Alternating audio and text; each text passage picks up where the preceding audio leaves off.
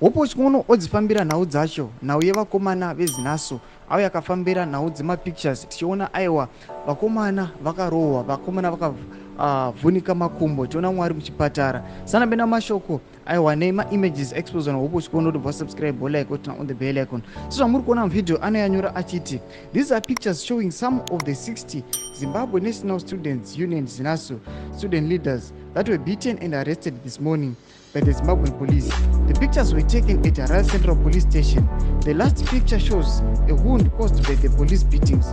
This last image is particular, showing a wound caused by the police beatings serves as a stark reminder of the brutality that these students were subjected to by the Zimbabwean police. It is crucial that the world bears witness to these human rights abuses. Ari kuexpose human rights abuses achiti aiwa hakuna kurova kwakadai so munoona kuti aiwa vakomana munhu anga akakwara kumberi. Tuna mumwe ona ivhiro rinonyatsoratidza kuti ivhi rakarohwa rikatobva iro atori muchipatara asitokwanisa kufamba.